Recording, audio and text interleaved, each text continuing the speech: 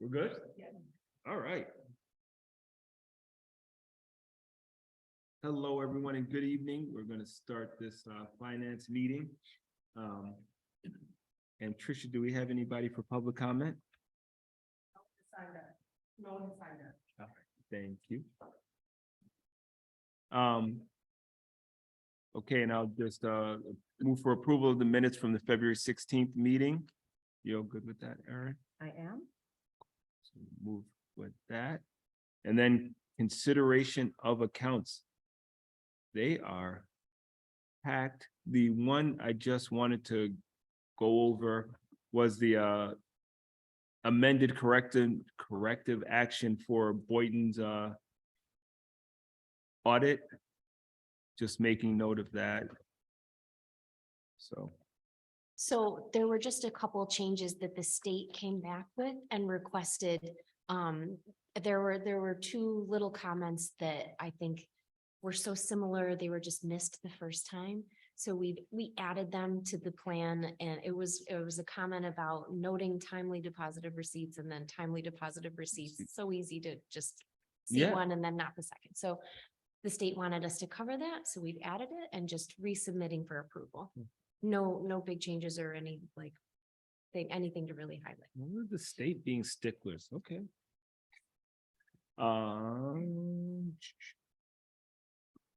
Everything else is the state function. And then the Enfield roof replacement bid. Okay. Any questions? No. Like the glasses. Thank you. Chris, Yes, can I'm I make sorry. a comment about the, I just wanted to point out on the treasurer's report, that we did, speak with Alex, at, DeRosa at 3+1. And he, helped us with a comment to maybe, put people at ease about the whole banking issues going on these last couple of weeks. So, and I have also been getting, I didn't include it in this, finance, but I have been getting notifications from all of our depositories, telling us that they are secure and Yes. there's nothing to worry about. If you want any of those, I can pass them along to you folks, but we are on top of it, and Alex is definitely on top of it as well. Thank you so much, and that's a great, thank you. All right. People need to sleep at night. Without further ado, move right to the TST BOCES presentation, if that's okay. It's okay with us. Okay with All right.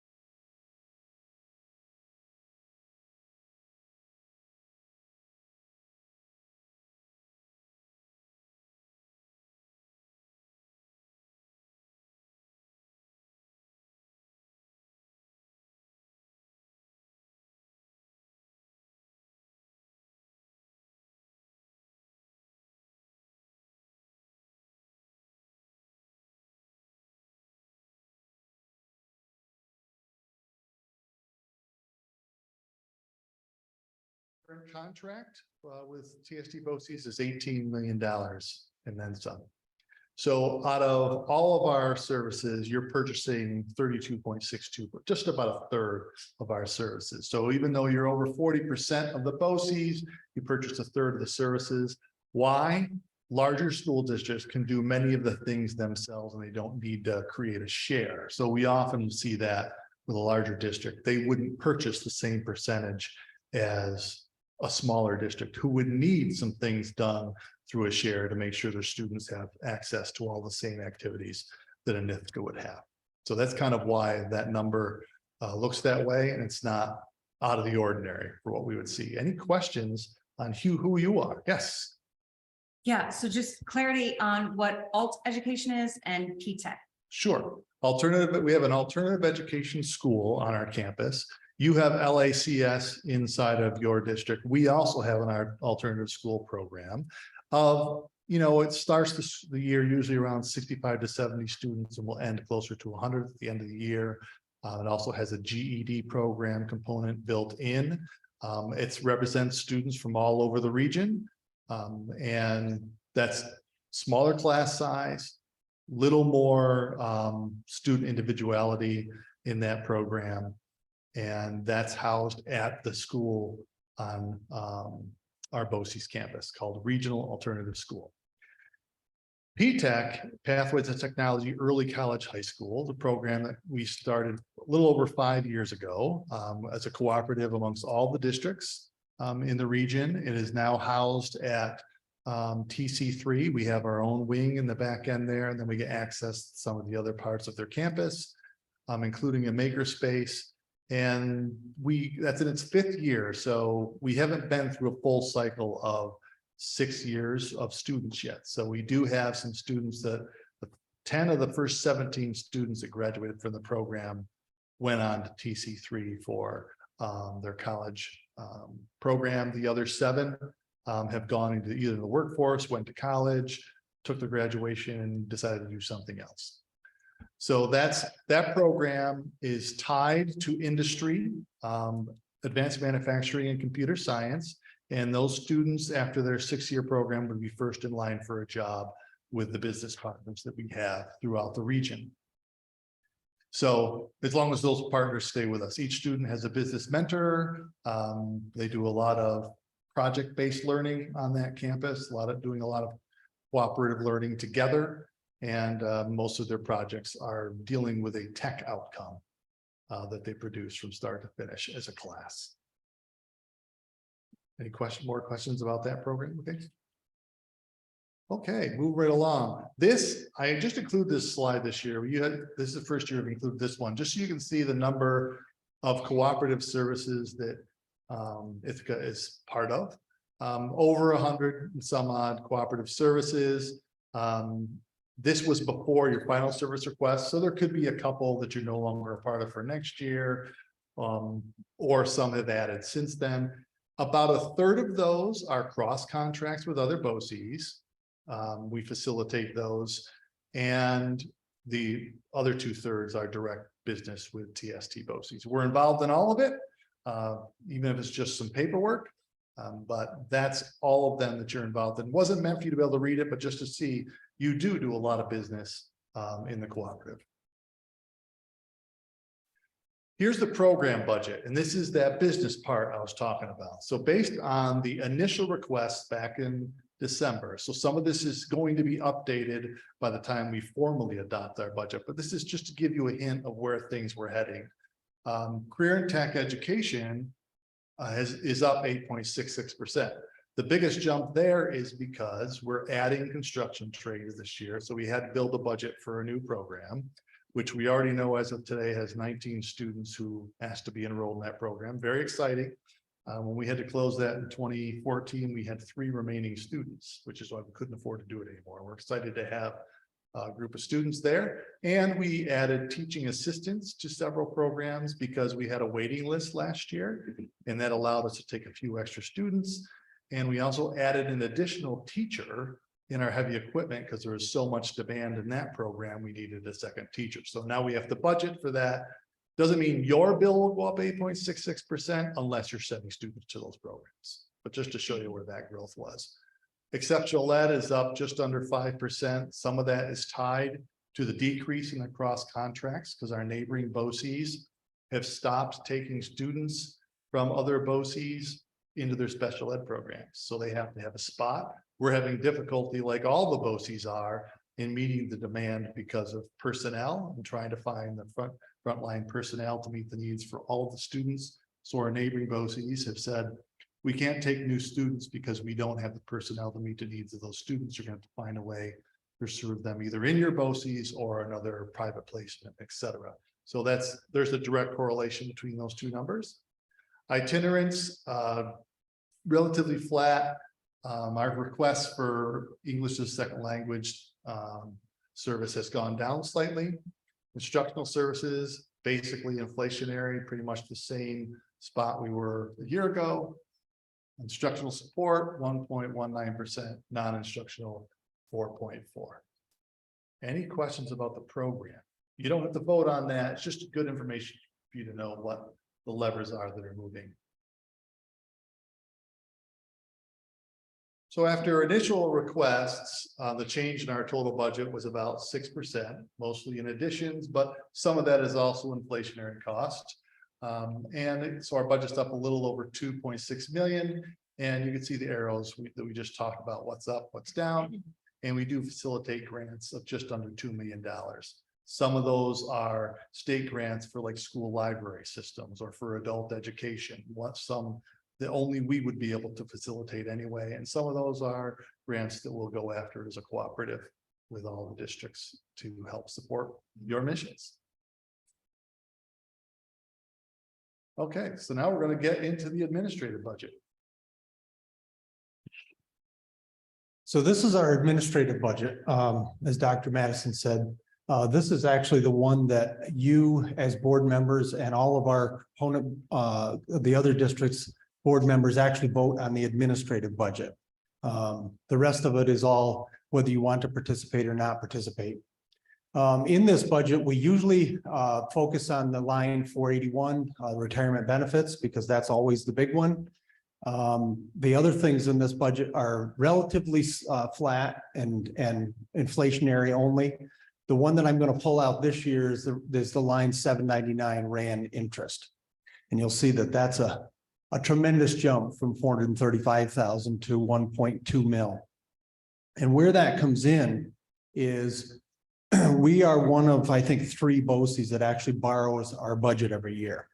The people that were long before I got there, the smart ones, were the ones that be able to figure out why that makes sense. And where that actually came from, the districts usually don't have cash flow by September because you're getting your tax money. And Ithaca is a prime example of that, not getting the tax money until October. Being a small city, yours actually comes in a month later than all the rest. So then the districts would have to go out and borrow money, and the cost of borrowing money, the process, the legal costs, the bidding, all of the costs of actually going out and borrowing money, whether you're borrowing 2 million or 34 million like we do, that cost is relatively the same. The cost for the lawyer, the cost for the bidding, all of that stuff is relatively the same cost. And the cost of the interest to do that, when you're borrowing a small amount, usually your interest rates aren't quite as good. So years and years and years and years ago, all the superintendents and the business officials all got together and said, well, then instead of us borrowing this every year, why don't we have BOCES do that? So that's where it got started years ago.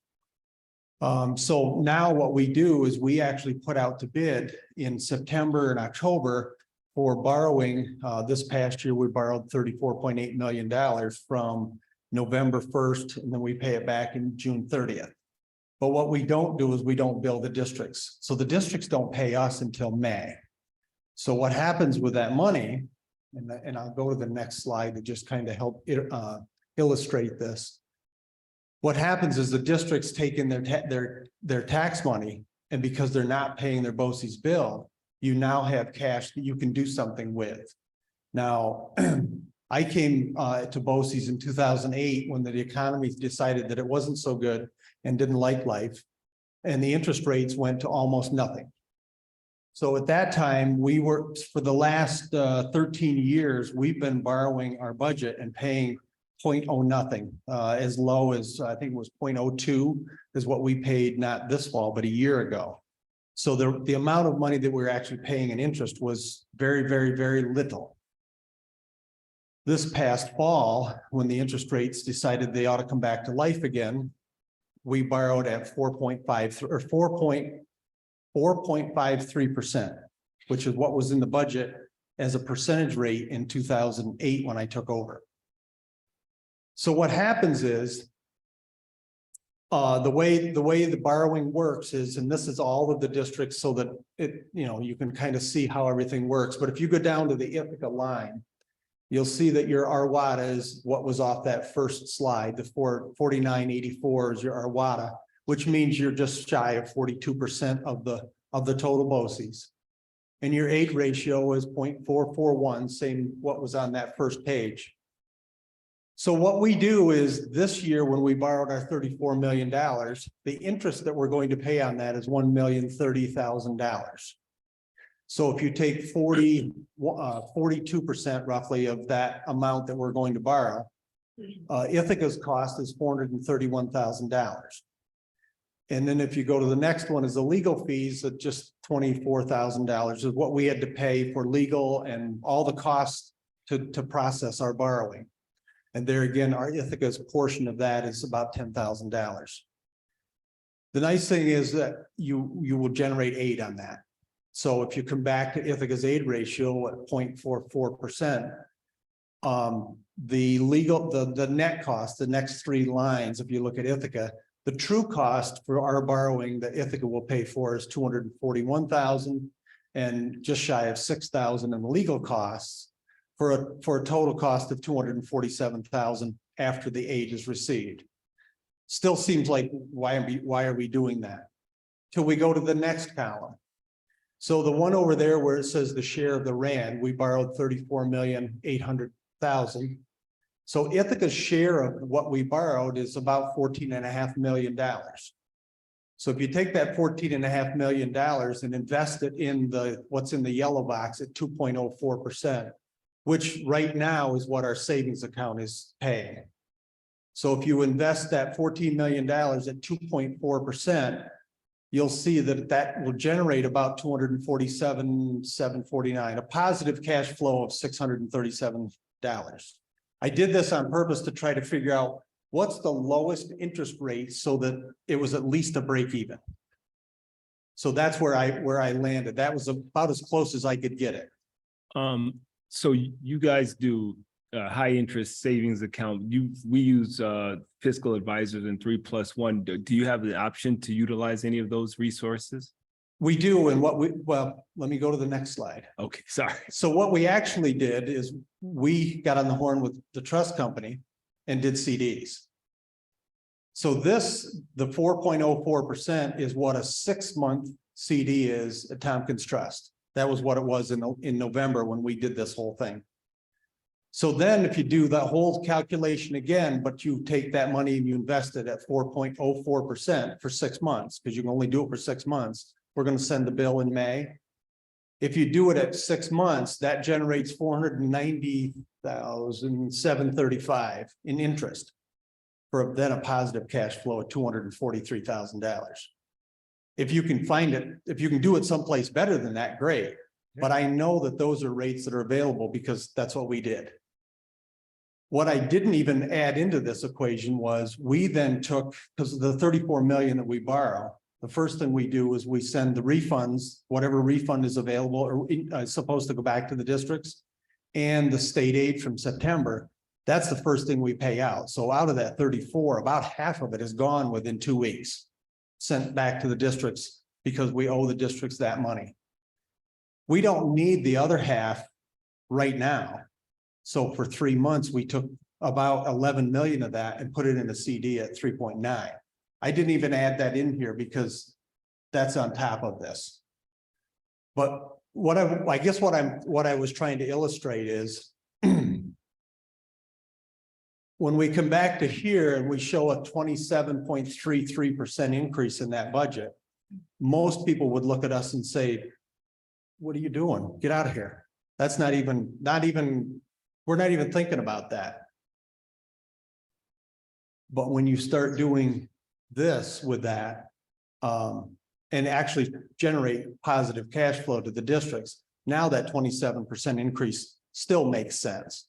But I wanted to show that and illustrate that because this is not a number that Jeff and I said, well, let's add a whole bunch to this budget and we'll have lots of money to spend. We're still looking at these fiscally. I run those spreadsheets that I just showed there. I run those about every year or so because we want to see, is this still fiscally responsible? Does it make sense? Should we stop it? And I will have to say that one of the things that the state did with us, it must have been 20 years ago, when the state looked at us borrowing that money and paying state aid on it, the state said, you can't do that. You can't borrow money to pay for your cash flow. So we had a lawyer on the BOCES board at the time that did a whole bunch of research to find out, is there anything in statute? Is there anything in law? Is there any reason that we can't do this? And he found nothing, and he sent it back to the SED, and SED said, okay, you're right. You can keep continuing it. If you ever stop it, you will never start again. And then I think that right now I think there's 3 BOCES that still do it. There's other ones that have stopped for various reasons, but I don't think they've really done the analysis of the cash flow. But I just wanted to talk about that a little bit because we never would have come out with even a 7%, let alone a 27% increase in that budget if we didn't think there was a fiscal reason that still made sense. Any questions with that one? Because that's the one that you folks will vote on. And I don't want somebody to look at 27% and say, no way. That's just not going to fly. Is there a way to summarize what you've told us in like 2 sentences? So if someone asks that, like, it's hard for me to absorb this in my brain. I'm probably gonna have to watch this over. Yeah, because I put a lot of numbers there in a short period of time. Right. Yep. Like, if you were to summarize it in a sentence or 2 or 3, how would you summarize this? Because ends up being a positive cash flow to the district when it's all said and done, us borrowing the money generates income to the district. Okay. I'm not sure how to put it differently. There's a budget increase because the interest rates put up, but the districts still get ahead at the end of the borrow. You're generating cash flow. If that was a 40% number and the closest between your borrowing cost and the interest rate plus the aid was there, you are still going to generate cash flow. Would you want to show minus cash flow, true percentage of increase equals blank? Say that again. So the For 27. 27% is that it's so high because of positive cash flow back, because you're increasing the budget because of the earned cash flow that you've done by investing the money. So what is the true cost to the district minus the cash flow that they've received? What's that percentage look like?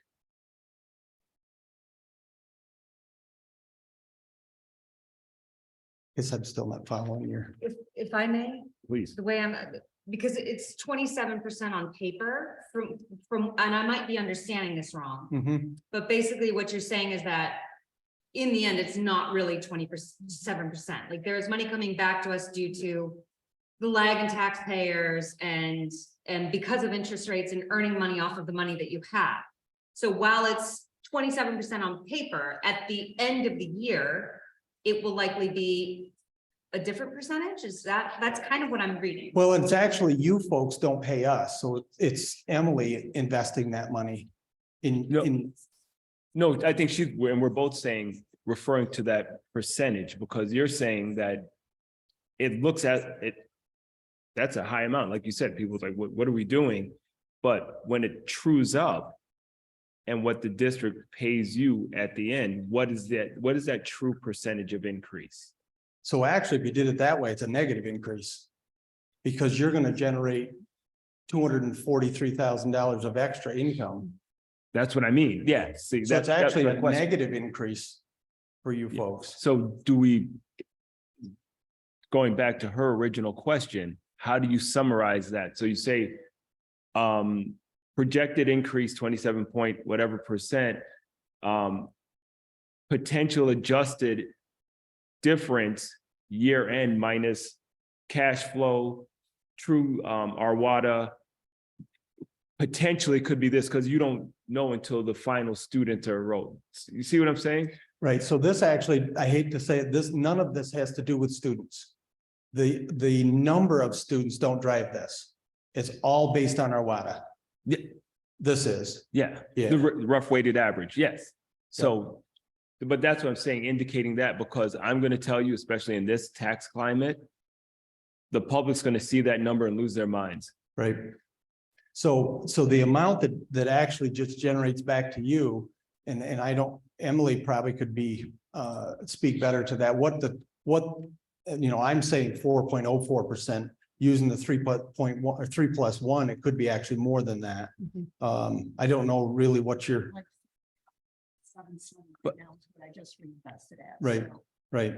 So because she's able to have that cash left in the pockets here, she can invest it at that and generate income. And we get Yep. generated Yep. income twice. We Yep. get generated income on the cash we have on hand that we haven't paid you out yet until May, Yep, correct? Yep. And then we also get the return on what you invest for the CDs that comes back to us. Yep. So, but I guess going back to what Aaron asked, how do we summarize the benefits of that?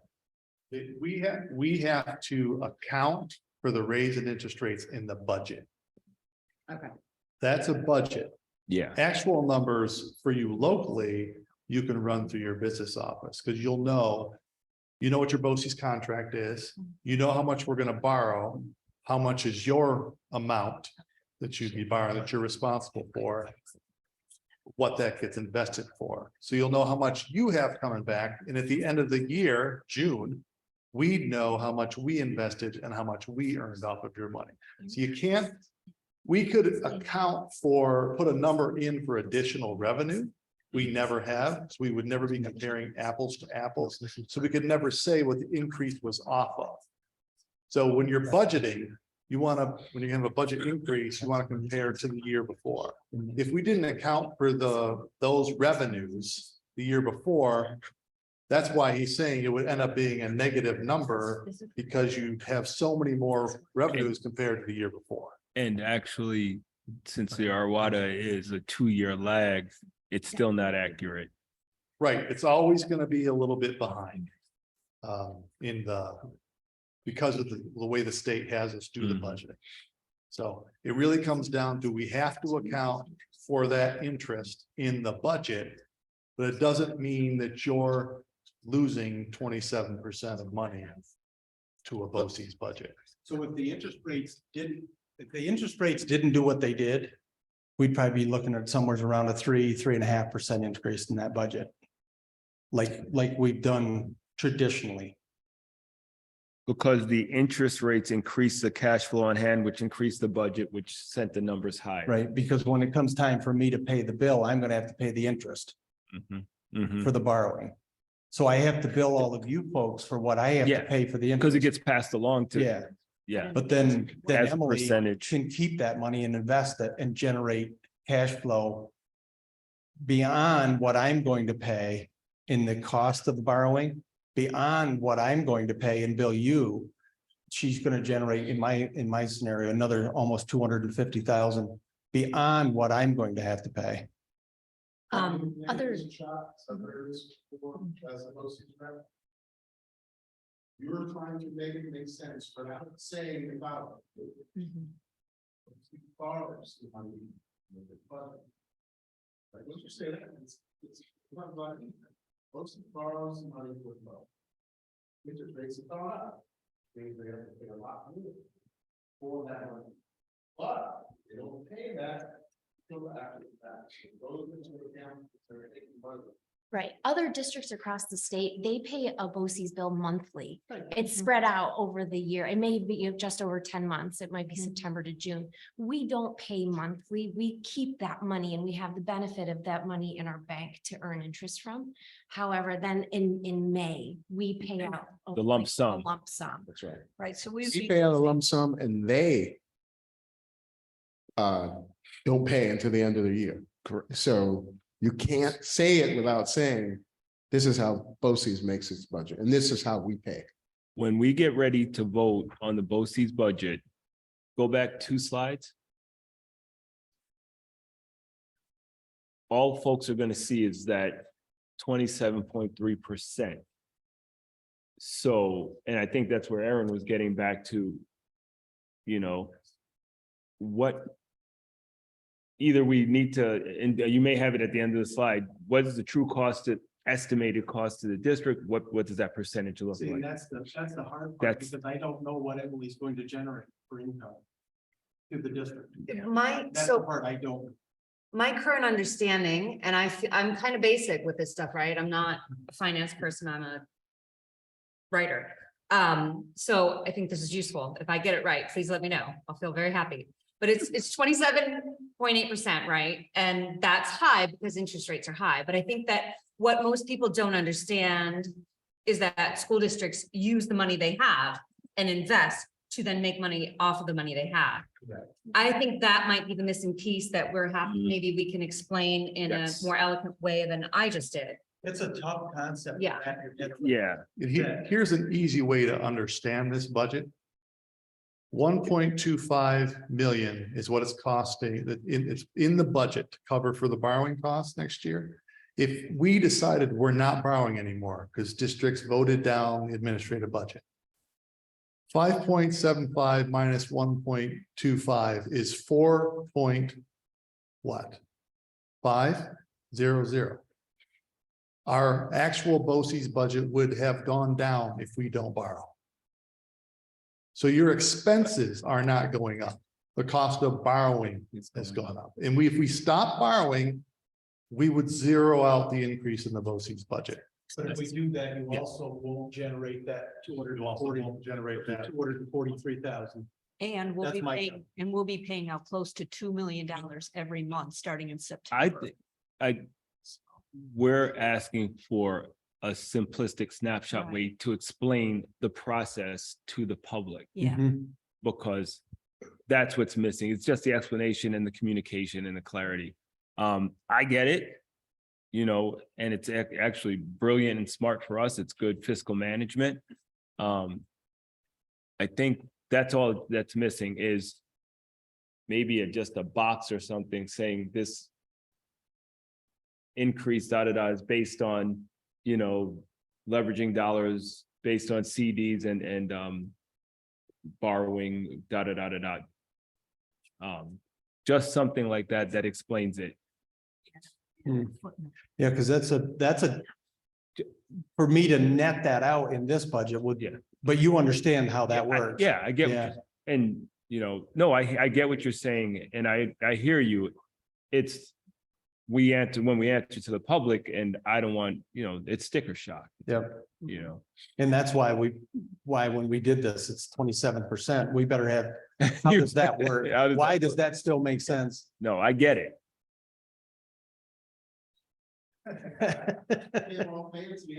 That's all, it's all good. All right, So I'm gonna do one more because I just want to make, so my take now. Expenses are not going up, the cost of borrowing is going up. no but- expenses are going up. Sorry, no expenses. Wait, I thought you said expenses are not necessarily going up, it's the cost of borrowing. If we didn't borrow. Okay, thank you.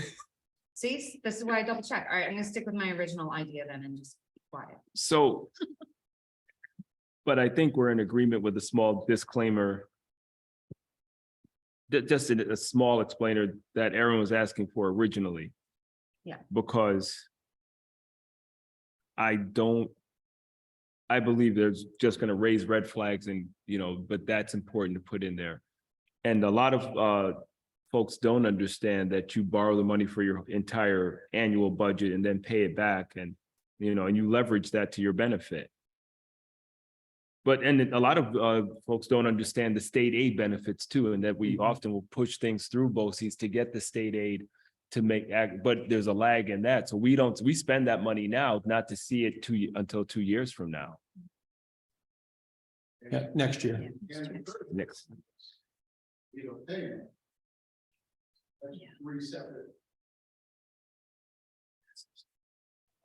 Go around here and you figure out how to do that in the box. Or something. Here. Say it again. I'm sorry, I missed the first part. This is how I do it. You're asking me to put together a table now. This is the percentage of BOCES is whatever, negative on is not necessarily above any standard deviation for the last however many years. That budget increases stay. Makes it look extraordinary is they have to borrow or they're in high budget. There's a benefit. Benefits are A, B, and C. So, That's probably the best I can do. All right. You can do it short notice. I got one more. Go for it. If you go back 2 slides, again, bear with me, I'm stuck on that. And looking at the numbers, really, what's driving that up is the RAND, correct? Correct. So if we have an additional Little star. star asterisk next there, or a star, or even show, add a caption percentage minus the RAND, and we could speak to that. Mhm. Because that's what's driving that 27%. And saying what he just said differently. That makes sense? Because it's really just a clarifying for sticker shock. And someone needs to give E a mic. And actually, what I've done in the past when the RAND money wasn't skyrocketing, I've always said, well, if you took the increase that's in the benefit line out, this is what it would be, because Yeah. that's always a big driver in this one. We can do the same. Because when it was same idea point, with this one. 0.02%, it wasn't a factor. Right, Now that it's 4.40. 4.4. Yeah, now that's the 4.5, factor. So that's what's driving it. And that's what we need to explain to the Yeah. folks. That's the factor. So I'm done. I think we're good, Perfect. right? But anyways, that's the one you vote on. So I want, Yes. this is good that we can get all the questions out and at least wrap our heads around this one. So the last thing we've got is sometime between April 16th and April 30th every year, we have to have a BOCES vote.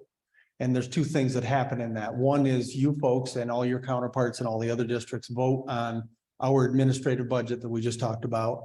And members that are people on our board. And this year, the person from Ithaca, South Seneca, and Trumansburg, those 3 positions on our board are up for election. This year, that will take place on April 26th. So that's really the last thing that we have in that one. Any questions? I think we hashed that one out. And this is good. We appreciate you asking questions because we want to make sure that, because that's a tough concept to wrap your head around. Yeah, Why are we doing that? And it makes sense. So. Actually, can you kind of explain the voting process? Because it's different than ICSD's voting process, right? Like BOCES has. Can you just kind of explain a basic overview of it? So with the administrative budget, each board votes on the BOCES budget, you're talking about the budget? the administrative budget. So each board votes and your board vote, even if it was 5-4, that's 1 vote, either positive or negative. And each of the 9 districts get 1 vote. And if there's a majority of the districts vote yes on the administrative budget, it passes. If a majority vote against the administrative budget, we have to go with a 0. So if that happened, scenario this year, if that happened, we wouldn't borrow next year. Because we'd have to find a way to get to zero. And the only way to get to zero would be, we wouldn't borrow our budget. And Dr. Madison's administrative assistant actually sends that ballot out to Yeah. each of the clerks at each of the boards for you to then Then be on do a resolution to Yeah, pass or not pass, which then goes from your clerk back to ours. And the reason they have you do that in April is because then you incorporate your costs into your regular budget. So that you have your number for going out to your vote in May. And so if it were to be no, it's just as much of a crisis for you as it is for us if that were to happen. Well, actually, it means we don't borrow the budget. We start sending you guys bills every month. Okay, there you go. Because the rest of that budget would still run because the RAN is driving that. yeah, so Budget. we're getting, if we're sending students there, we're gonna be generating a cost that we're gonna get billed for. So it actually works out in our favor to get it passed, but also for them to have the same process where, oh, I'm sorry. To have the same process where they're borrowing and then billing us in May. Yeah. Because the bill that we actually send is not just for the administrative budget, it's for all the services at BOCES. So the 13 million, whatever was in there, we would do 1/10 billing starting in September. Thank you. Real selfishly, fellas, the only line I looked at was our line. Does the same hold true for all the other districts in the BOCES that they could potentially benefit from the 4%? So what I did in that one was I tried to do this one to make every district at least break even. So you can see that because of the aid ratio and the percentages and everything else, where I could get that so that Ithaca didn't actually pay money for us to borrow. You had to have 2.04% interest rate. So that's where I tried to break it even. See, every district is benefiting from the 2%. If you go to the next one. They're all benefiting from the More 4%, from the some 4%. significantly. There's no red up there. We like that, right, Amanda? No reds. And I use realistic numbers on the interest rates. Because the 204 is what you can get in the savings account and 404 is what we put our CDs in at 6 months. So I didn't pull numbers. These were realistic numbers. Oh, Thanks. so if that, I mean, with interest rates likely going up, could that revenue go up? And it likely will then. Absolutely. That is likely to, Yep. So typically what happens is the rate that we can borrow at is just a hair more than you can get if you invest it. So when we were paying 0.02% in interest, you were getting 0.01 if you put it in the bank, even if you went and got a CD. None of us even tried to get CDs because it wasn't worth it. To lock money up for 0.01 or 0.02, it wasn't worth it. We left it in the savings account. All of a sudden in November, everything came to life again. And all the interest rates that you're borrowing at and all the interest rates that you pay at all skyrocketed. Well, they went back at probably something that's more realistic, I should say. I missed it by this much. If I'd have borrowed in September, it would have been 0.0 nothing. But we do it, and I will have to say, when I first came, we used to borrow twice. We borrowed in September and then we borrowed a second time in March. Because when we borrow, we have to spend 90% of what we borrow in 6 months. Or we violate the regulations. So what we did is we kept pushing it back so that we can get away from borrowing twice, because it's $25,000 every time you do it. So instead of borrowing once in September for 25 and another one in March for 25, I moved it back so we borrow in November and we borrow once.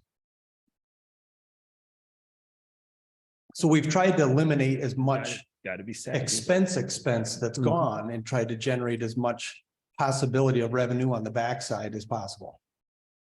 The elephant sitting right there where this chunk up is the end of free money is the run of free money is over. We take a great deal of pride in having used that proxy to rebuild structures like this and pools and buildings for our kids. Not everybody was that savvy. Now we have to be even more savvy to stay ahead of the financial game, because according to whomever, we're still $1 billion behind in our infrastructure. Right? So this is not the last time we're going to see this kind of fuzzy math, but as long as it accrues to our fiscal benefit, that's what everyone should keep their eye on. I don't call it fuzzy math. I call it leveraging our options. You know, you're smarter than me. I use Bronx terms, fuzzy math. Right. Any other questions? No, thank you very Well, we much. certainly appreciate you allowing us to come in and present, and we'll work on something to put together. Thank you. I've got it electronically. Do you find it performing? Thank you. Thanks. Thank you, gentlemen. Appreciate it. Hello. Okay. Fine and Performing Arts budget for 2023-24. Hello, Daphne. And I'm going to get yelled at because I'm moving this microphone back. I would prefer. Okay. We gotta have to figure out another way to get you there and not sitting under the screen. Oh, do you need to see the screen? No. Okay. I can- Perfect. I've got it here, so.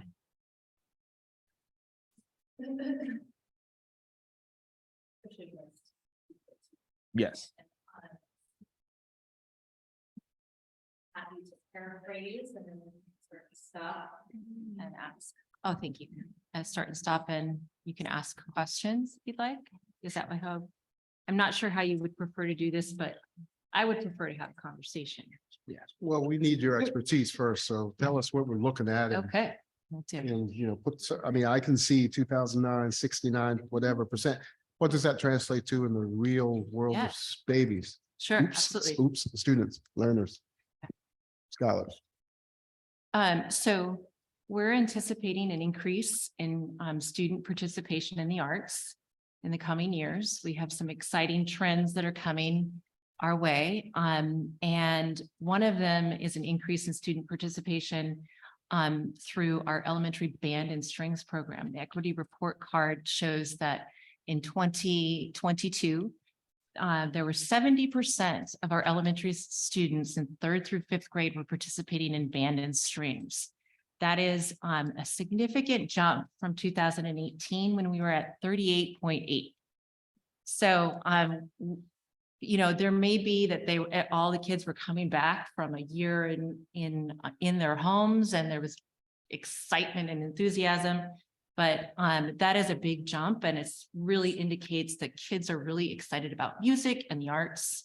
Also, the trends for secondary co-curricular are also going up and are nearing what we were at in 2018 at 69.5%, I believe.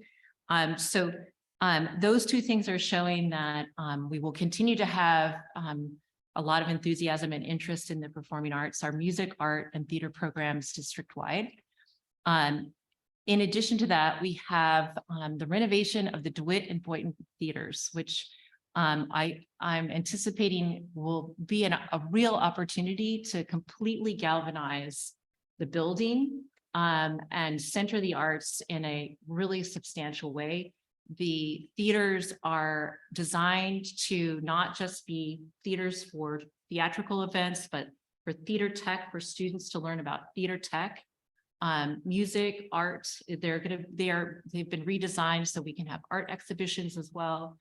And they're really contemporary spaces that are very flexible for classroom use as well. So I'm really anticipating there will be a high need to use those spaces. That's what we want, is a very high need to use those spaces.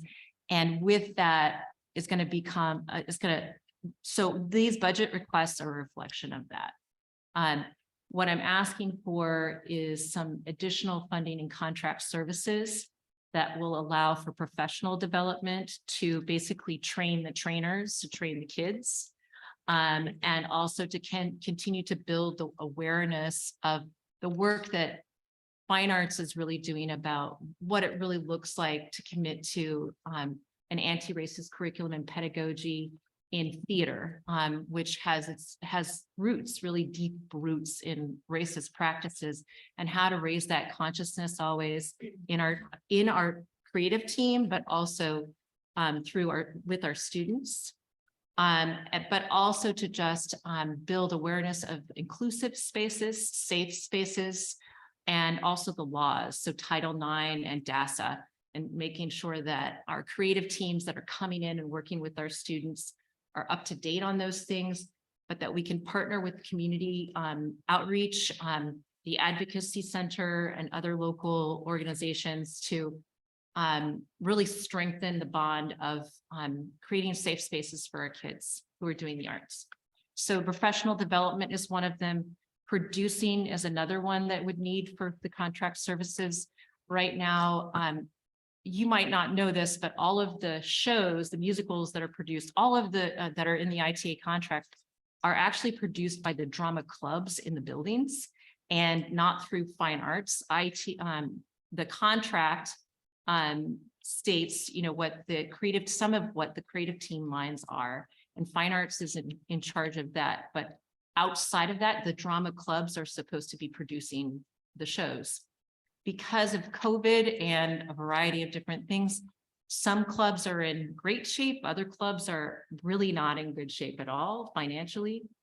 And so there's a real need to focus on producing, fundraising, really building that infrastructure so that drama clubs actually have funds to buy the things that they need to buy, like the costumes and the scenic design support and the posters, that kind of stuff.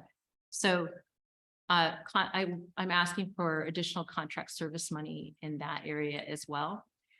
And then the third one is for special projects.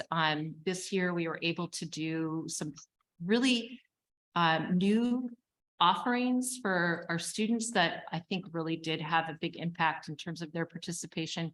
DeWitt Middle School did Dancepirations, and we did it at Culp, and we partnered with DeWitt in really trying to get as many students involved in a dance piece. So it was the very first dance piece that we've ever done, that I know that we've done at ICSD. Our variety shows have partnered with our students of color groups, and at Boynton, it was the Made in Color group. We partnered with them. And so we're doing these special projects that are generating more ideas for special projects. And so I want more funding to allow for that to naturally happen. It is my hope that we will eventually be able to say that we offer dance recitals, dance opportunities for performing arts as well as theater. And we're kind of moving towards that. So that's what this contract services would be about as well. But then in addition to that, our DeWitt and Boynton theater spaces are going to have the ability to display art. And if you've been able to go over to Culp Auditorium, you've seen that we've been able to kind of make that space into more of a gallery space. And we've partnered with community groups to then do exhibit work. We have a exhibit out right now that centers on Black joy that was generated through our partnership with the Village at Ithaca. And my hope is that we will be able to do those things also at DeWitt and Boynton through special projects and through the renovations of our spaces that will allow for that type of exhibition. So this contract service requests are all in anticipation of being able to continue to keep the momentum going and head in the direction that we think is the students are interested in as well. Shall I continue, or do you want to keep? No, please. Okay. For me, that's very helpful, but let me ask one quick question. Because of the way the page is split at the bottoms, Yeah. if I'm understanding this, you're asking for contract service money, Mhm. some bodies, Yep. a secretary and Mhm. I just want to Two change the pieces. language. She's not asking for, she's saying that through the growth of what we're doing and the continued outreach to our students, we're in need in these areas. Definitely. I don't like and I'm not saying that you misspoke because Daphne used that language too. That's We're not asking for, we're seeing a need for this. Yeah. Language is important. That's what Dr. Eversley Bradwell keeps telling me. No, you're spot on. I just want to make sure I get all of the actual requests. Contract services, an assistant, Right. 2 but- FTE, and some, I don't want to call them random, some material things, Yes. basically, right? The additional clerical staff is connected to the growth as well, so I'll explain that next. So right now, fine arts for district-wide has a 0.5 secretary. Steve Brookhouse, with this change of this increase, with the anticipated increase of student participation, plus the opening of the new theater spaces, Steve Brookhouse's role as the technical director for the theaters of ICSD will change, and there will be more demands on him. He will now not just have Pulp Auditorium as a theater that he works out of to help support the work that's happening. There will also be he will be needed at DeWitt and Boynton theaters as well. And so the idea is that currently Steve Brookhouse is he is doing a lot of scheduling through ML schedules. It takes up a good amount of his time. What I'm proposing is that we clear that task from his plate. We increase the clerical staff for fine arts, which is needed anyway, and give the clerical staff for fine arts the ML scheduling task so that Steve can focus on supporting staff at Boynton and DeWitt and the creative teams at Boynton DeWitt, train them on how to use the new equipment, and then also supervise the creative team and the staff that are working with the students to get the students to learn how to use the equipment. So that is the reason for the request of this additional FTE for the clerical staff. Also, what the additional FTE and clerical staff will allow for me is more support so that I won't be doing as much of the producing ends of producing the shows, and I'll be able to focus on some things that for our art and music departments are needed. Like for our new teacher, we have a lot of fantastic new teachers, and we need to spend more time on curriculum redesign, curriculum alignment, to look at what we want our students to be doing and be the kinds of students, people that we want them to be, K through 12 when they're producing art, when we're creating art and music.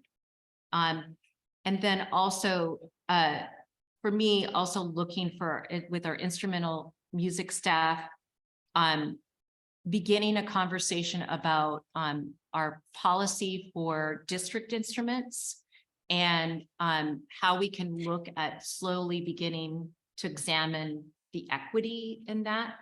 And that's going to take some long conversations and some work with you and the board in that area as well.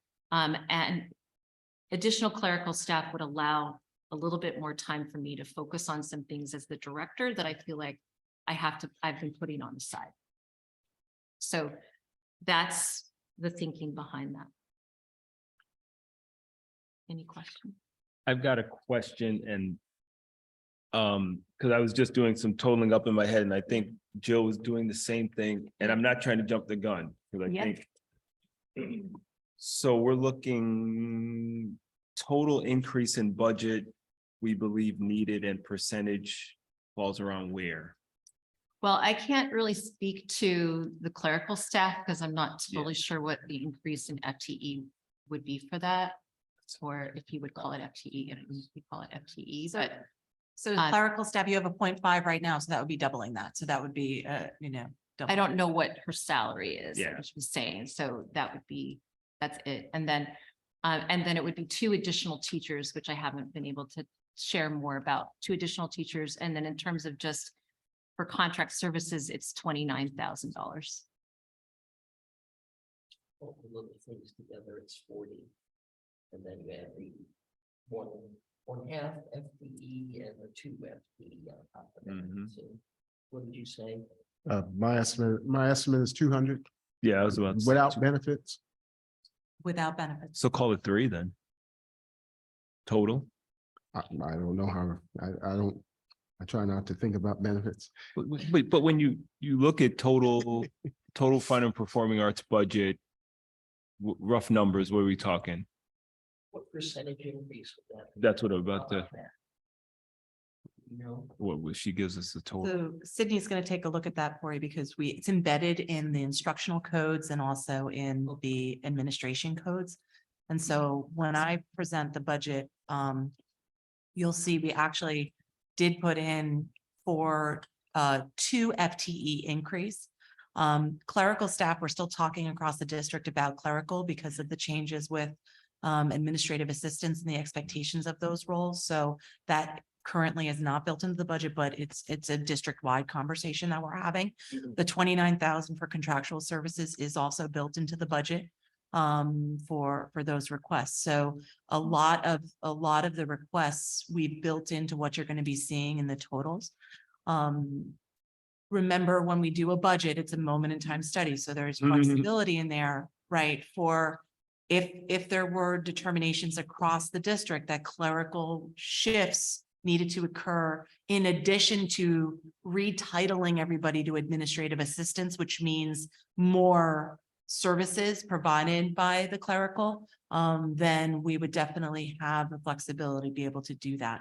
So just so everybody is aware of those pieces. The other thing too, and Daphne knows, and we've done this before, a lot of these requests, they can be this year, and then also we can come up with a plan to roll this out over the next 3 years if necessary, right? A year 1, year 2, year And 3. here's the other tricky piece coming out of COVID and lack of usage. It will make the increase look even more drastic. Just figure materials and, different services and things that just weren't there in the previous year. You match that up with the usage rate, right? The statistic about how many kids are using It's it. not apples to apples. Go by. Yeah, but school. if our goal is 100% participation, Yeah, but if it's I gone from mean, 38% to 80%. all right, Somebody, yeah, 70, 39 to 70%, which is somebody thinks that's tremendous. free, then, God bless them. So we have numbers for you, everybody. Okay, Thank you. Yeah, so the increase in arts is 156,174. That's an increase of 15%. In music, it's an increase of 144,691, which is 7%. how many? Sorry, 7%. thank you. The total of the two is an increase of 300,865 and 10%. sorry. So total 10%. Huh? You win the car. Give them a soda, and that's including benefits. It's not. No, it's not. That's still not included. Okay, Correct. got it. Benefits can run upwards. It's about, it can be about 45% of the total, but Right, salary right. of somebody. Okay, so So we're done with this topic yet, are we? Yes, I just wanted to get that out of the way. Sure, Please, thank you. go for it. I could use a little convincing on why we need 2 more FTE Mhm. For Fall Creek and Enfield. Absolutely. Yeah. Not to be unpleasant. I Yeah, work no, both no. places and I'm fond of them, but they are small. They are small. They're so small. So I'll give you a context. In 2018, we started the process of dismantling itinerant teaching of music and art in the buildings district-wide.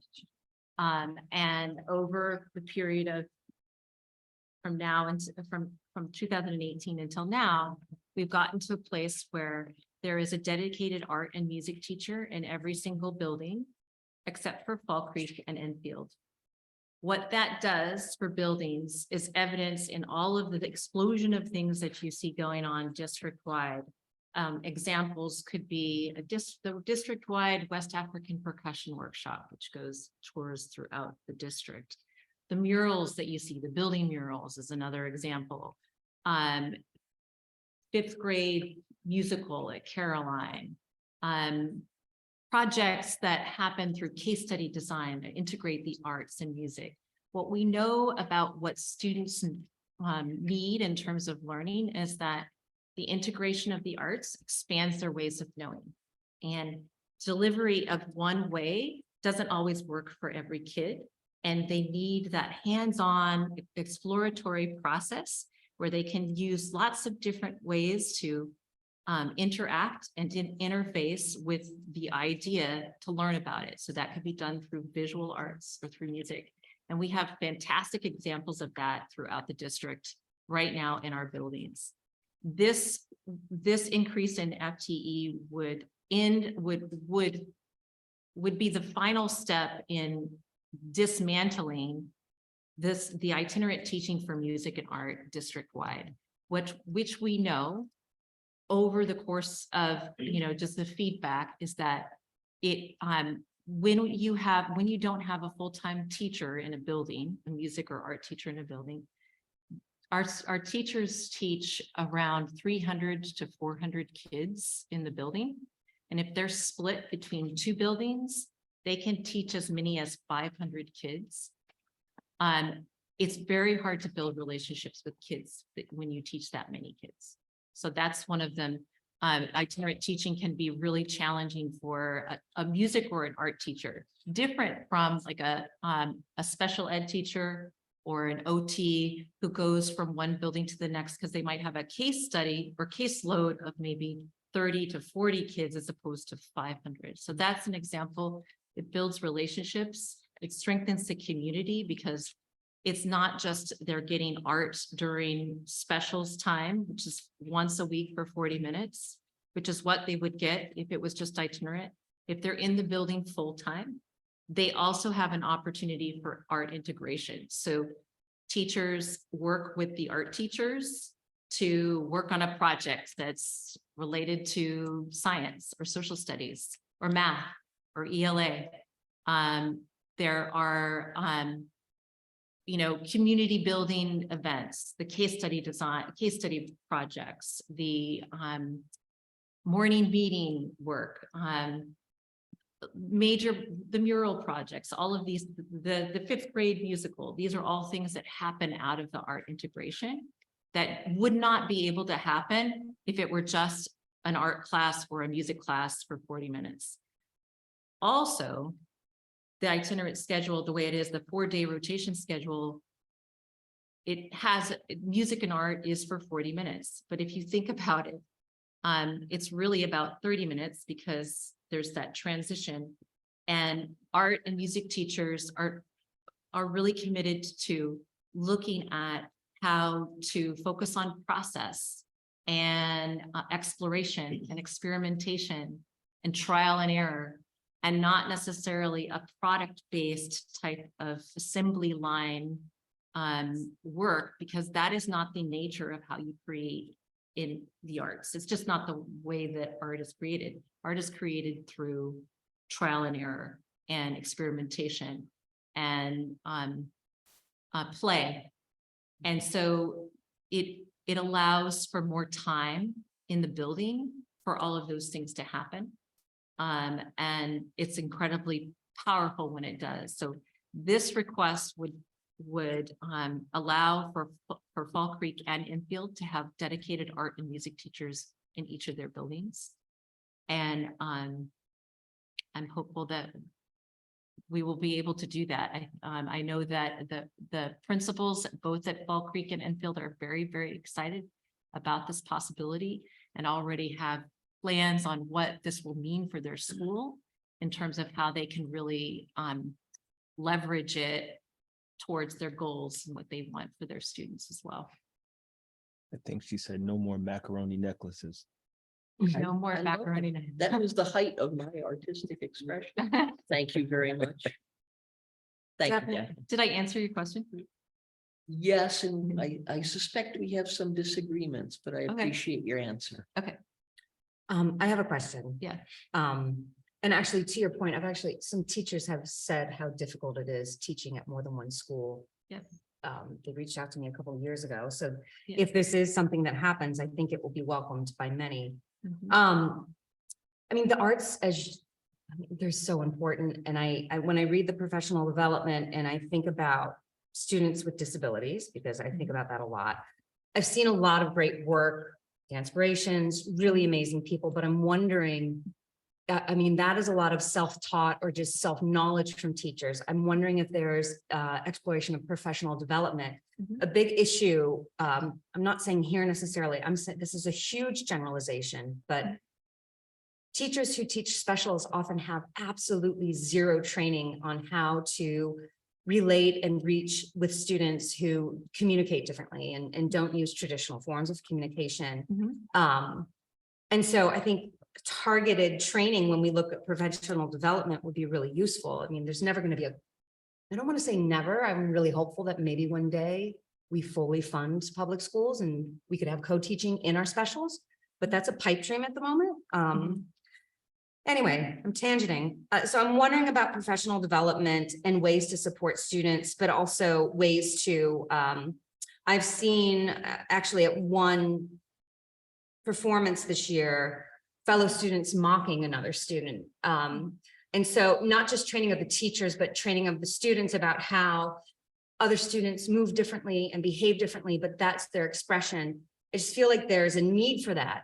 And is that a consideration in some of this work that we're doing? Oh, absolutely. I mean, I think that we're in all the times that, yes, our whole focus, my work with the teachers is committed to really looking at how we are committing to culturally responsive, inclusive, anti-racist curriculum and pedagogy. What does that mean? You know, what does that mean in terms of the approach to teaching? You know, and how you see a student and accommodate a student and work with the student. But also the curriculum that we put forward, you know, the artists that we are highlighting that they're learning about. Those are definitely ways. And I think that when a teacher is in a building full-time, they have more opportunity to get to know the students, and they have more of an opportunity to get to know the teams that are designed to support the students. They have more opportunity to attend the team meetings about the student. And also in some cases, which is something that would be, I think, extremely powerful, actually even possibly show up at CSE meetings where they can provide a context and a picture of what they see in art or music class with particular students, because we know that students, some students are naturally drawn and are brilliant in art and music class, but they might not, but other teachers might not see that brilliance in another subject. Right. And so that is absolutely, I think, a real opportunity when you have full-time art and music teachers in your building. If they are split between two buildings, the chances of that type of relationship building, I think, is very small.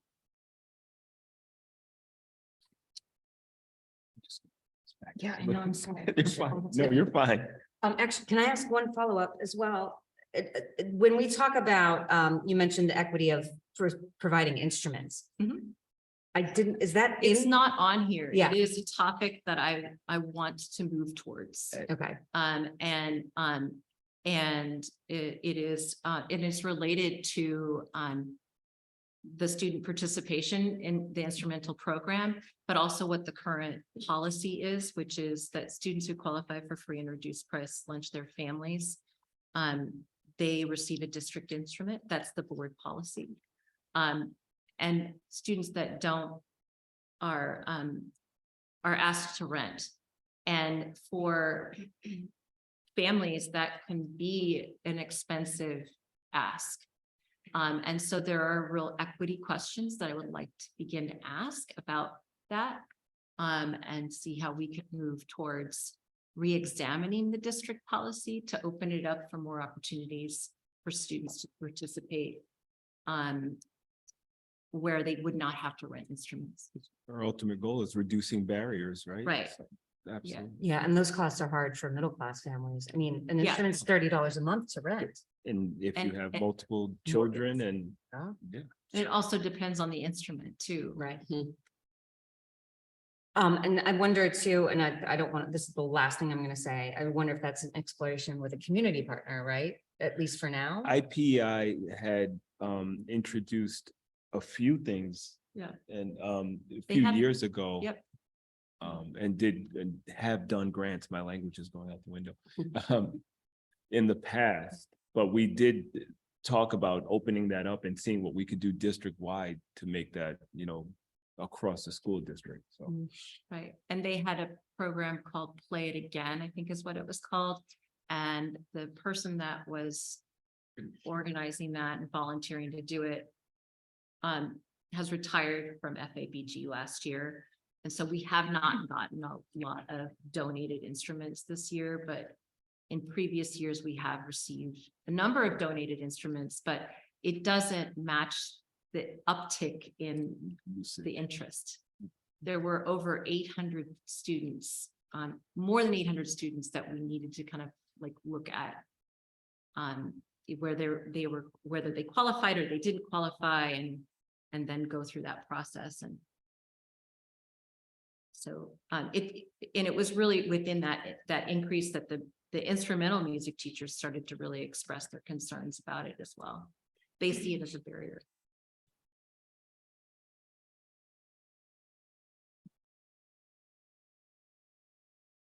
You guys all done? Finished? I think what I can add is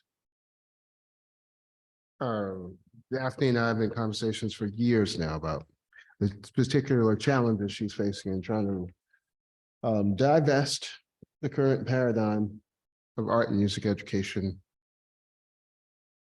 in a way that frees up more professionals and kids to experience a fuller, broader spectrum of what's happening in the real world.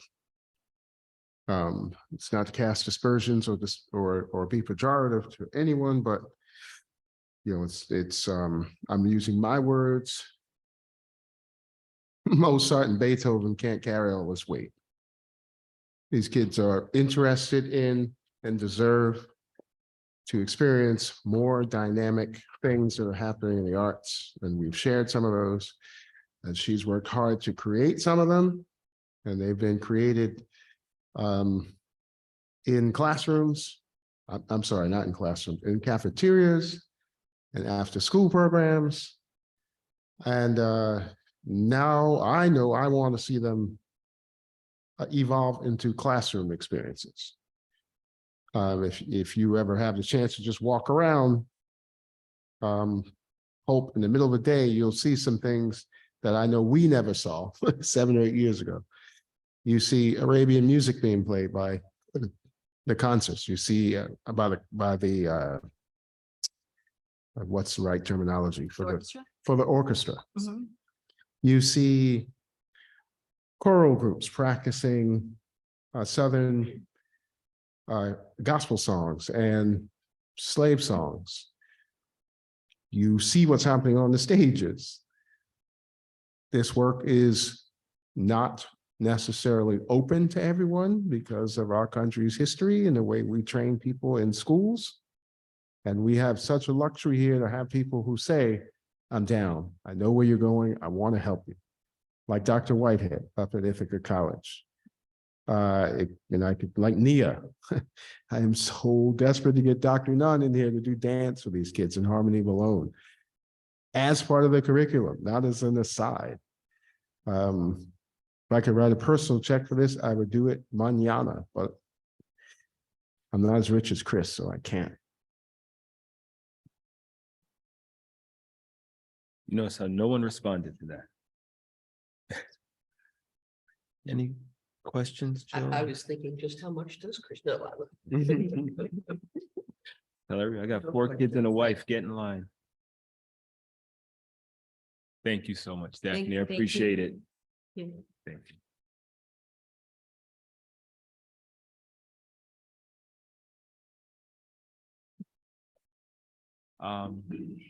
Budget presentation. There's a lot of content. Fill the air while Tricia gets me set up. So we've had some snow episodes on Tuesday evenings that have prevented us from talking about budget at full board meetings. So I kept some of the dates the same so that you wouldn't sort of lose track of what we were going to cover. One of them happened on March 14th. So I got the first request ever for additional pie charts from Eldred, which I really appreciate because it was Pie Day, if you don't know, 3/14. So I bookended it, you know, beginning and end. So for your visual pleasure, there's a few of those. And if you don't notice, Eldred, the slide deck this year for the budget is lots of circles. So it was just meant to be. So what we're going to do.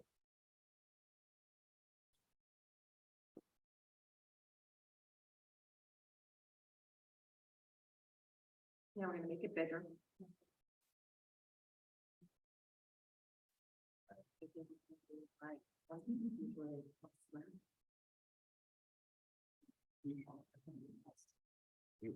I'm gonna keep going with time. Because here they go. They're gonna make it bigger for us.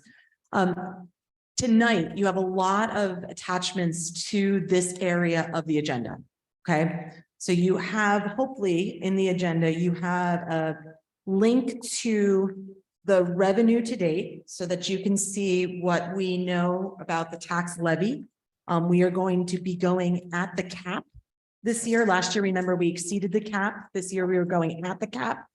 And that will allow us to actually lower the tax rate. Jay Franklin gave us information about the total assessed value for the Ithaca City School District. And at this tax rate or a tax levy, we believe that the rate will go down approximately 40 cents per thousand. So that's going to be a really nice relief for a lot of people. Last year we held it flat, and that's why we went over the cap. We actually held the rate flat. So if people got reassessed, that 40 cents per thousand is going to matter, right? I think they're going to actually see a reduction in their tax bill, which is typical for us every year, except for last year, to try to recover from that federal aid loss that we knew that were going to be coming to us. Thank you. Thank you both. Appreciate it. The other thing that you have as an attachment to this agenda item as well is actually the budget document that we hopefully would share with the community, or some semblance of that. We can make adjustments and changes if you'd like. But that's pretty much the line by function code. I was asked this year to try to do it in a different manner to show actually how it aligns with the three-part budget.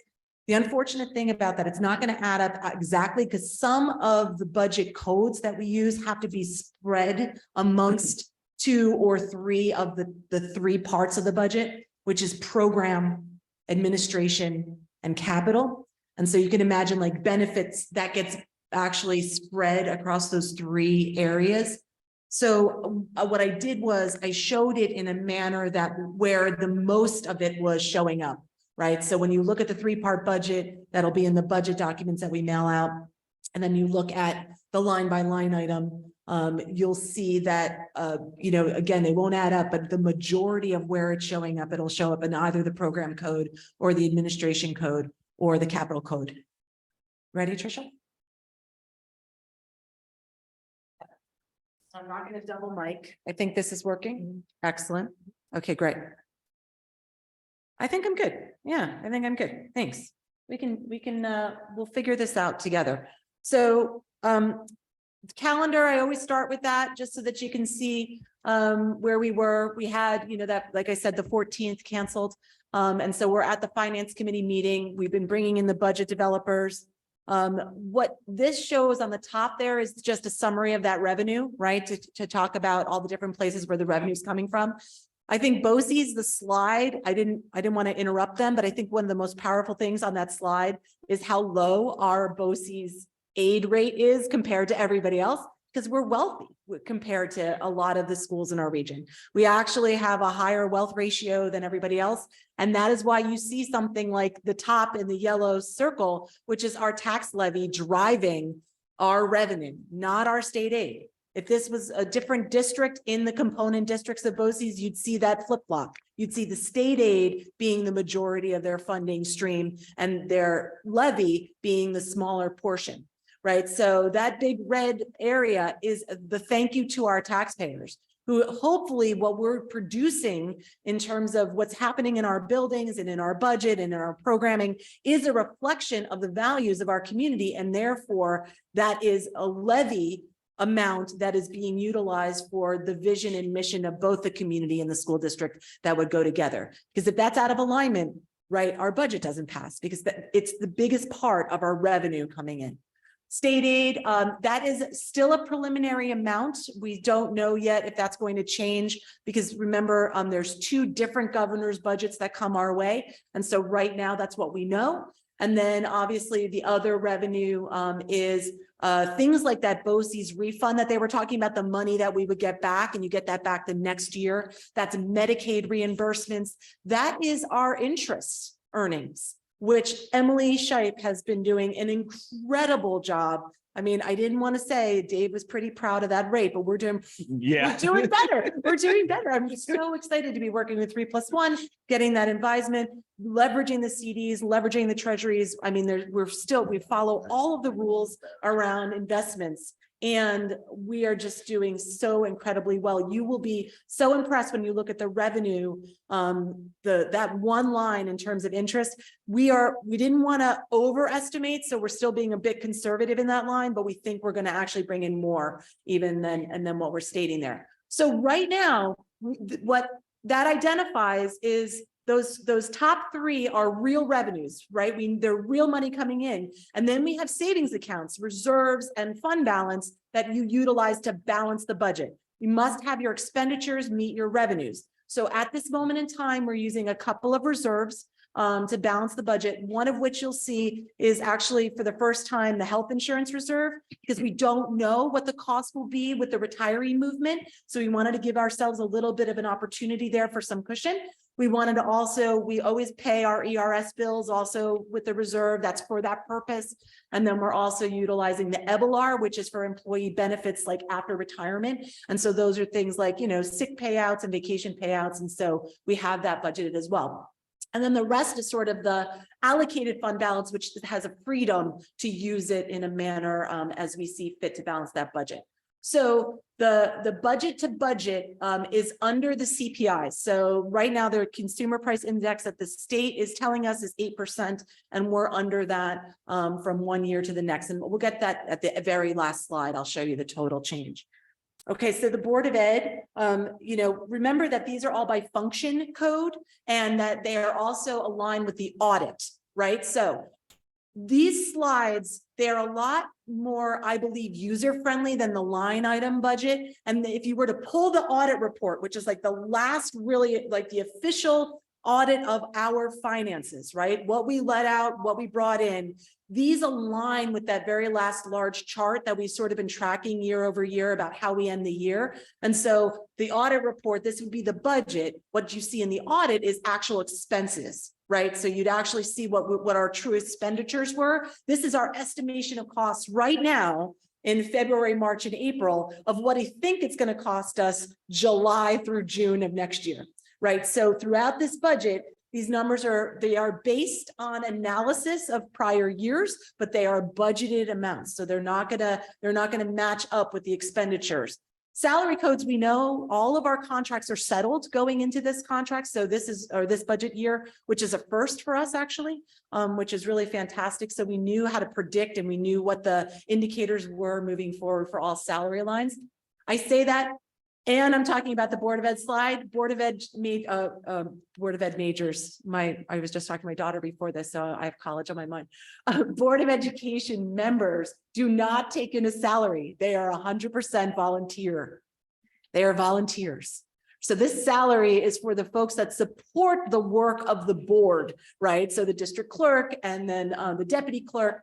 And so, and all of the costs that are associated with all the fees for memberships, travel, learning from NISBA, all of those things. Okay. Administration is a group of budget codes, right? It's really about district leadership in a way, kind of the business and HR operations, Dr. Brown's office, right? And then communications department. And so you're going to see a decrease there, mainly because, and BOCES actually had it on their slide, but that was the preliminary request. Since then, we have determined that we actually would be moving payroll in-house. We did the calculation, the aid that we get back on that service, and quite frankly, the service that we believe that we can do, having it in the row of business office, human resources, and payroll is a much better level of service than we can get right now. And that aid that we get back, we're actually going to be budget. It will actually save us money.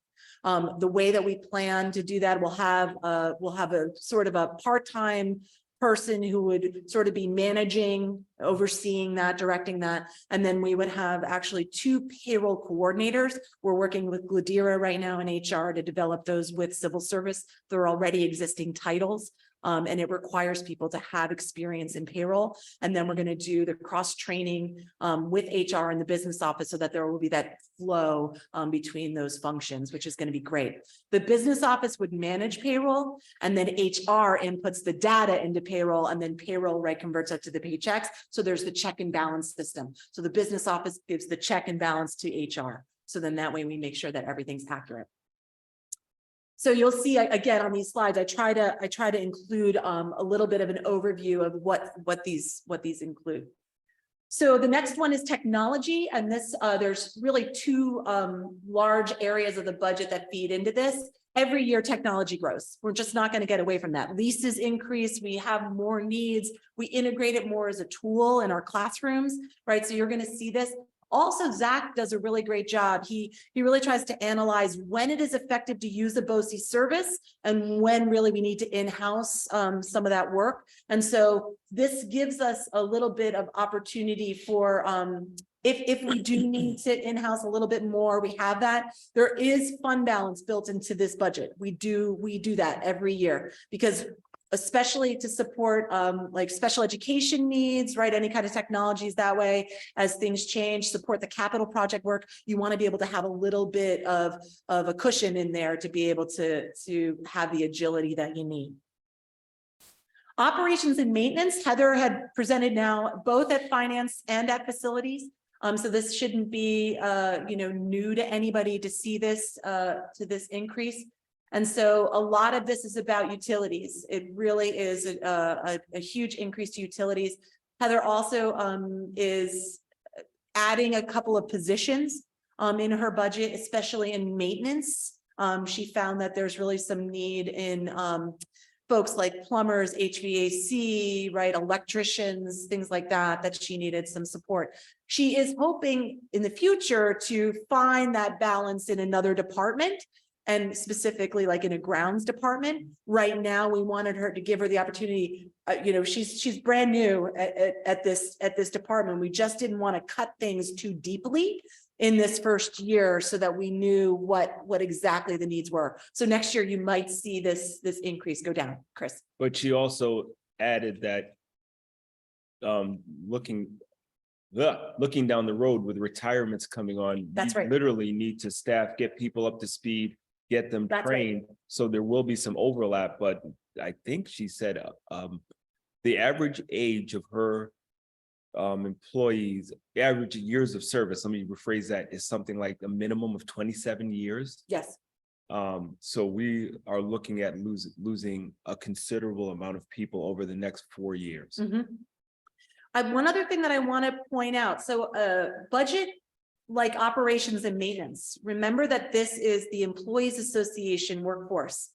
When we budgeted last year, we were in negotiations with them. So their salary increases were not showing up in their budget lines. So when you see also a 14.3%, you're seeing the increases of the impact that we had from their negotiated contract now going back into their budget lines. So they received, this would show 5% last year, and then to catch up, and then 5% going in next year. So that's also where you're seeing some of that increase, is just for contractual obligations that we have to the workforce. I don't think we have to talk about BOCES administration anymore. I think we thoroughly discussed that. So there it is. It's a big percent increase, right? So but I think they try to explain it as best as possible, and we'll try to get you a summary of that. Our largest part of the budget, as it should be, is instruction. Right? And so over instruction will always go up. It will always fluctuate. This is mainly our ITA members and our ESP members. So ITA is Ithaca Teachers Association, ESP is Educational Support Professionals, okay? And so this incorporates many, many items. So I'm gonna pause to let you look at that list.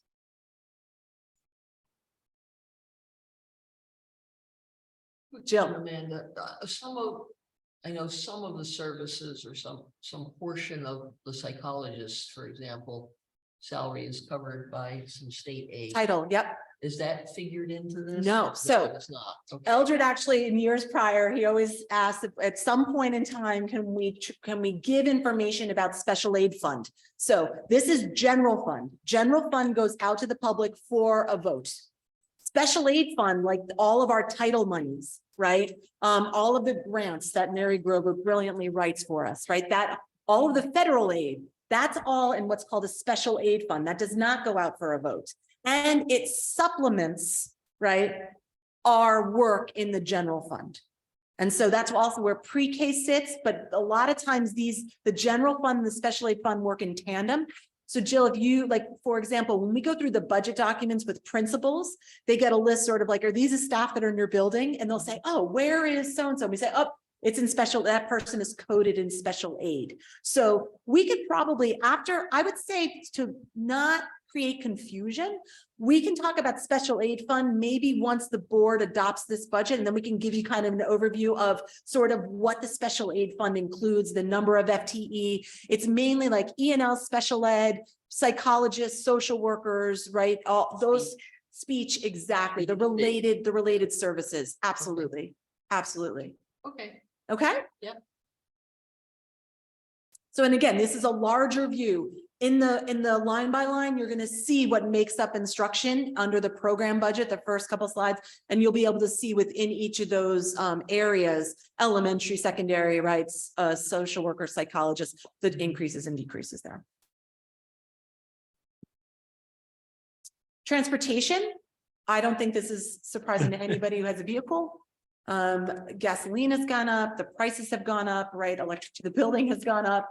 The cost of charters has gone up because we actually have, we're really Dan Bryman and Elizabeth Berner over in, or Elizabeth Fox over in transportation has been trying so hard, right, to recruit and retain drivers. And as you all know, everybody's struggling. TCAT's got, advertisements out there. We're competing with other districts. The best news is that when we did settle this contract, bus drivers, their salaries really were compensated at a higher level than other EA members. So bus drivers and nurses got even an additional benefit in that settled contract. So some of this increase, again, remember, this is a lot of EA members, employees association members. You're going to see an increase just for the salaries going from one year to the next, catching up in this year and then moving forward with the raise for next year. Okay, so employee benefits, I just want to comment a little bit. This probably would have gone up more if we did not allocate fund balance or a reserve from the health insurance reserve, right? We could have added that extra money into the general fund and not touch that reserve, but we felt like that's exactly what that reserve is for, right? Unanticipated costs, not yet settled, not yet known, and that's the perfect use of that reserve fund. And so, you're going to see in this, there's almost like a flip-flop between employee and teacher. One went up higher than the other and one went down. So that's going to be a switch. Health insurance, Emily works with E&V insurance, and we go through the budget with a fine-tooth comb. We do definitely, the district definitely still supports that benefit line, probably more than even the bargain agreement. We just fund it very well. And then we also have obviously prescription, vision, and dental in there. So that's all those benefit lines that you'll see. Social Security is a percentage of the salary base, right? So we calculate that off. So you have a budgeted salary base, and then that's a percentage of that. And health, vision, and dental are optional, right? You can actually determine if you want that level of benefit. So you do want to build a cushion into those things, because as new staff come on, you want to make sure that you are, to Eldred's point, right? Whenever a salary comes on, what's the fringe rate? What's the benefit rate? And so you budget that into it as well, to make sure that you have that money available for new hires for next year. Debt service, this came up earlier today, actually, when we were talking about how do you determine who's in the queue for the capital projects and when to go out for the next referendum, and when would that be? When we went out for the 2019 capital project referendum, we committed to having the debt service lines be about in the range of 7% of the total budget.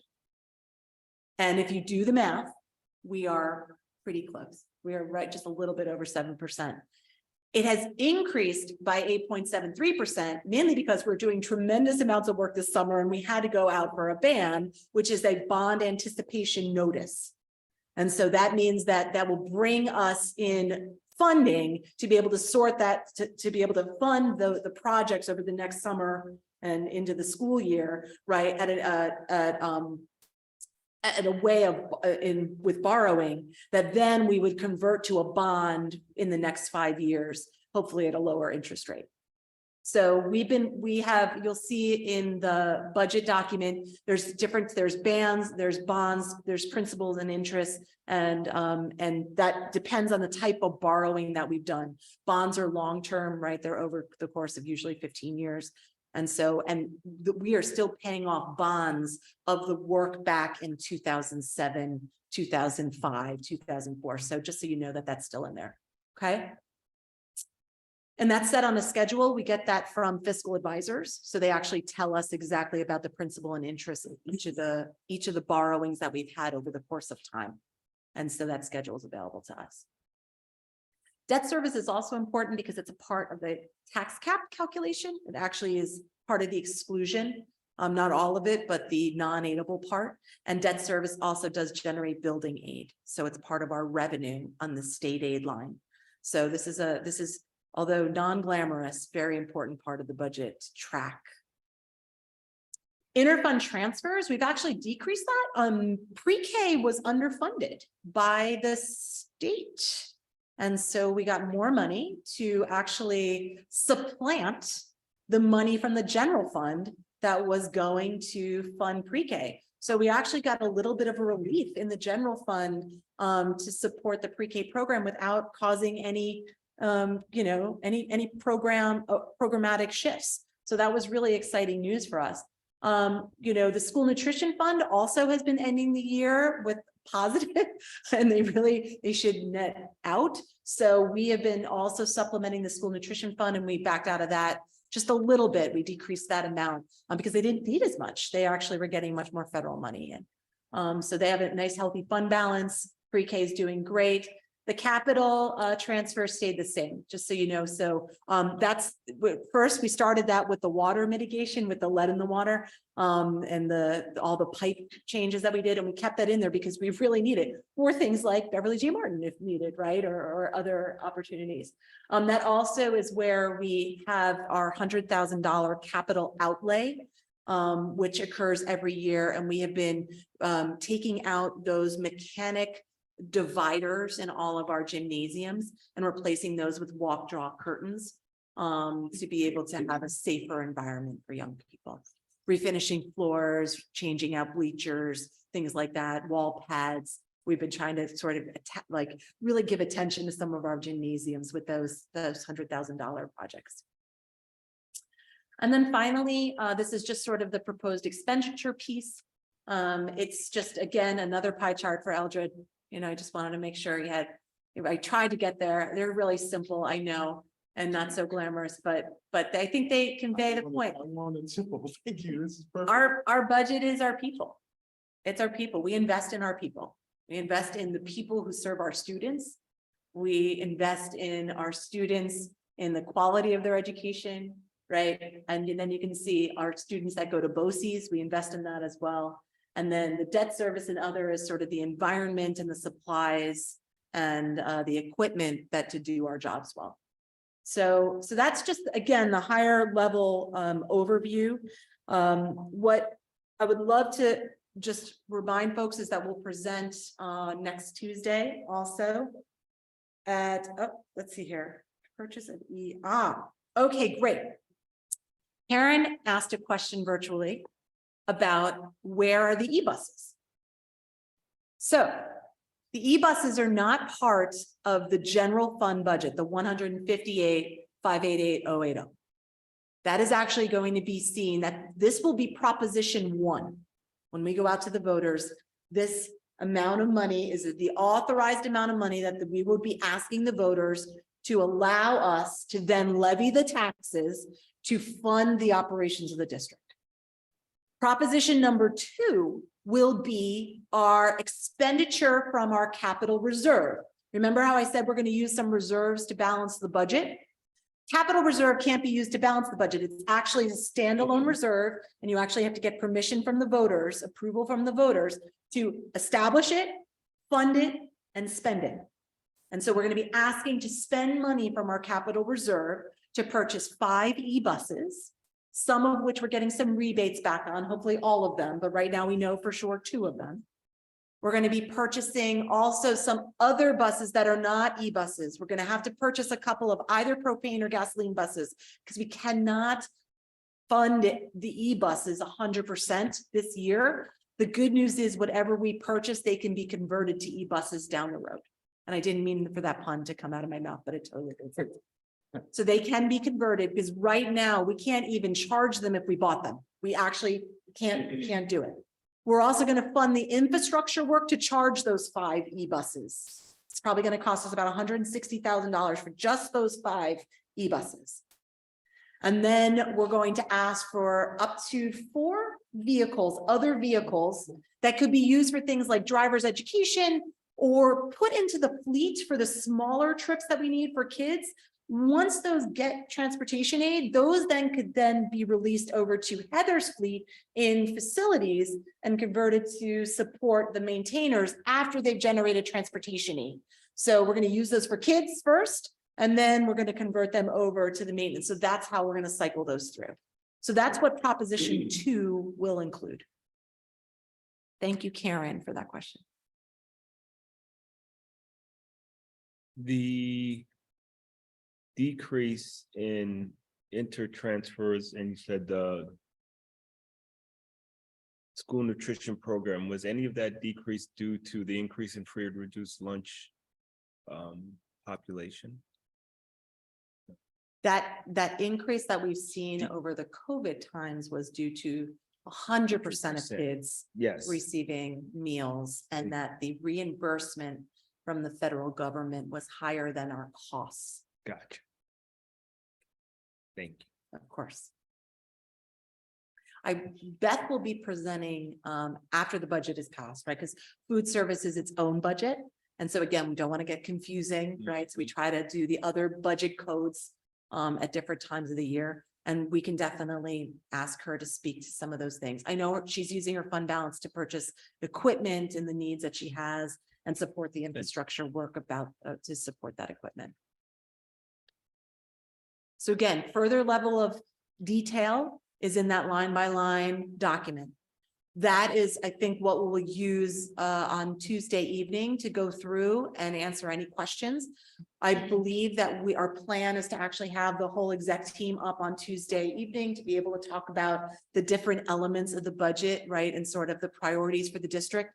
And then, I think on April 18th, Dr. Brown, is the goal by which the board would adopt the budget. And before that, Dr. Brown would have his presentation. So hopefully by that point, we would have lots of forums to be able to talk about it. There will be also one other finance committee meeting the week before April break, I think on that Thursday, and we can talk further about the budget as well. So if there's questions or concerns, once you analyze sort of the line by line, just let us know and we'll be prepared for it.